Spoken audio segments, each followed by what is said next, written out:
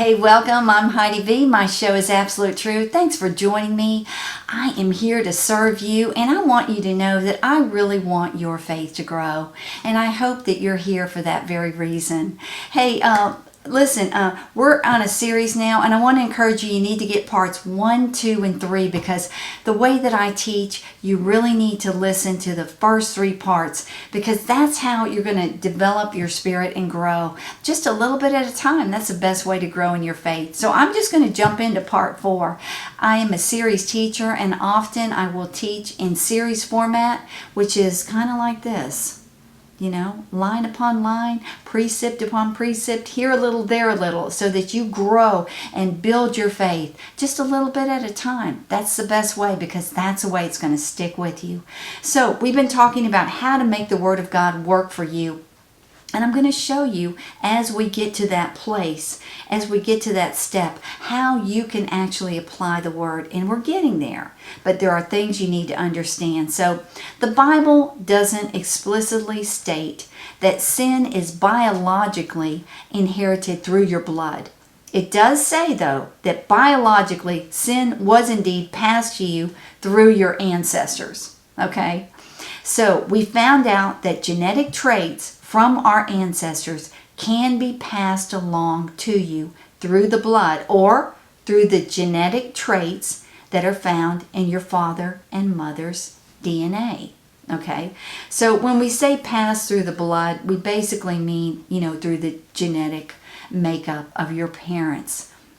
So that's how it works. Let's look first at Romans chapter 8, verse 29.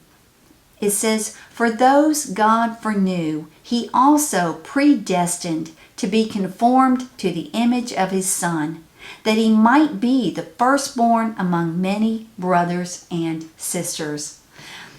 Boy, I really love that. This is telling us that God predestined. Now, I want to get something straight about predestination. That is just a term. Do you know that God predestined every man and woman that He created to be conformed into the image of His Son? So God did not, there's not a predestination where, only certain people will be saved. God wishes that all would be saved and that all would come to the knowledge of the truth. So you need to understand that. And so set aside any complicated thoughts about predestination, because you were predestined. I was predestined. When you were placed in your mother's womb, God had a plan for your life that He laid out before you were even born. And so were you predestined to be God's child? You bet you were. And so were all of mankind. But notice what He's saying here, that God foreknew, He also predestined to be conformed to the image of His Son. His Son, who was the firstborn among many brothers and sisters. That's right. Our Lord Jesus Christ was the firstborn among many brothers and sisters. And that's just almost mind-boggling to think that. But it's important that you understand that God wants you to be conformed into the image of His Son. So it's more than just being saved. It's being conformed into His image. And that's what you need to understand, because that's why it's so important that you apply the Word of God to your life so that you will be conformed into the image of His Son. Now let's go on with this. So we also saw that sin from those who hate God and those who are guilty before God can be passed along to the 3rd and 4th generations. We saw that in the Old Testament. But notice it was for those who hated God and those who were guilty before God. So that's not to say that your relatives hate God or were guilty before God. However, when we say that, we mean that sin can be passed on through the generations. Though you are not held accountable for your ancestors' sins, you still may need to unattach from them. That's right. And you do that by continuing to allow yourself to be being sanctified by the Word of God. And I'm going to bring further clarity to you about that.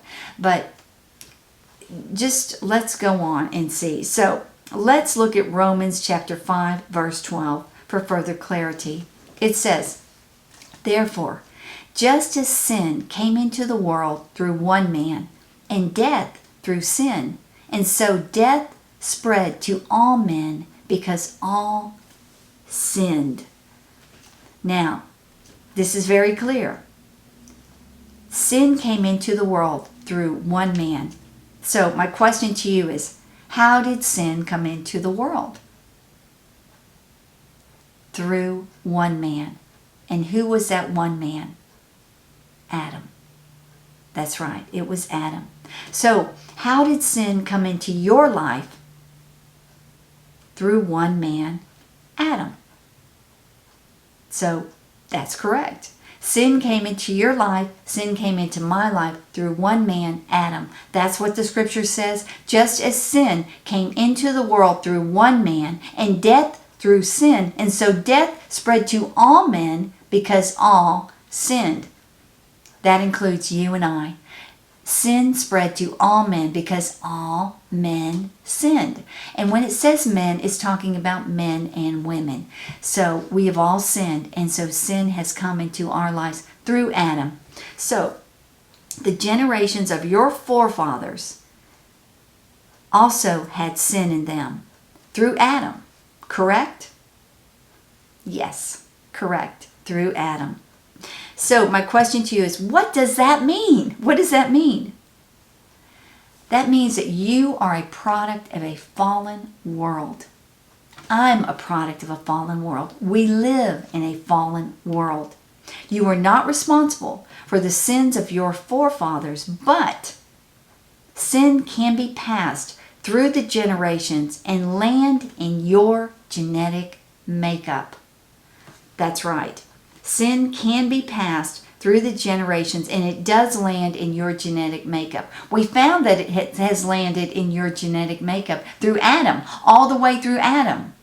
So it's in your genetic makeup, and that's what you need to understand. Now, a person's genetics do not come specifically from the blood.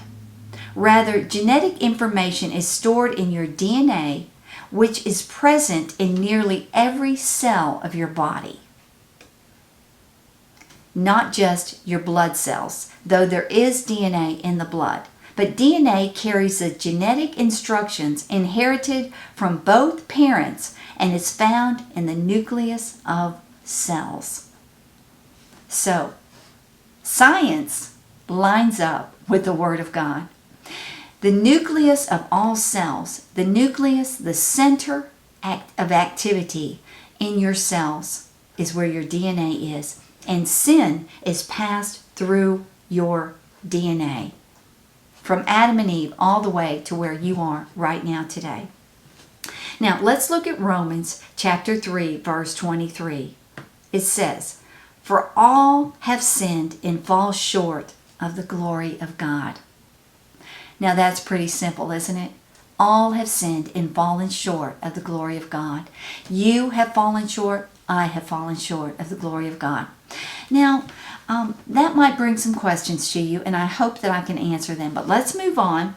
We see this because common sense shows us that Adam had sinned, and that brought sin into the world and into your life in the form of death, and it followed you through your family tree as well.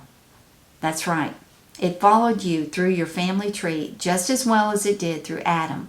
So if you can think about this, let's think about this.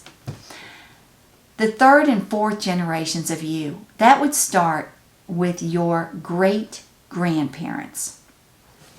Your great-grandparents, then your grandparents, then your mother and father, and then you, being the fourth generation from your great-grandparents. Did anyone from your great-grandparents to you sin? Of course they did. Guess what?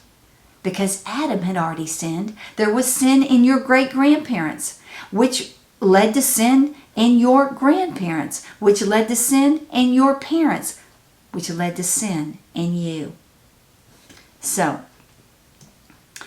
this is important for you to understand. So you may be weak in some areas of your life, while others are weak in other areas. But we all have a propensity to sin in different ways, and that is what you need to learn to deal with in order to become all that God has called you to be. You need to realize you have a propensity to sin in different areas where other people don't, and vice versa. So we all have fallen short of the glory of God, and that's what's important to know as we continue in our study. Let's see, Exodus. I'm going to also review some of the Old Testament. We also saw that in the Old Testament that God did visit the iniquities of the sins on the third and fourth generations, like we just talked about. That would be starting from your great-grandparents, right? But this he did so that those who hated him and those who were guilty before him would be punished. And let's just go ahead and review. I'm going to look at these two scriptures together, starting with Exodus chapter 20, verse 5. It says, "You shall not bow down to them or worship them, for I, the Lord your God, am a jealous God, visiting the iniquity of the fathers on the children to the third and fourth generations of those who hate me." Notice that? Visiting the iniquities on those who hate me. And then Numbers chapter 14, verse 18 says, "The Lord is slow to anger and abounding in loving devotion, forgiving iniquity and transgression. Yet he will by no means leave the guilty unpunished. He will visit the iniquity of the fathers upon their children to the third and fourth generation." Okay, so remember, this is Old Testament. God visited the sins of the generations on the third and fourth generation, right? We see that. And that's Old Testament. But this is showing there is indeed a connection going on in your bloodline or your family tree. And this is what I want you to see. Common sense.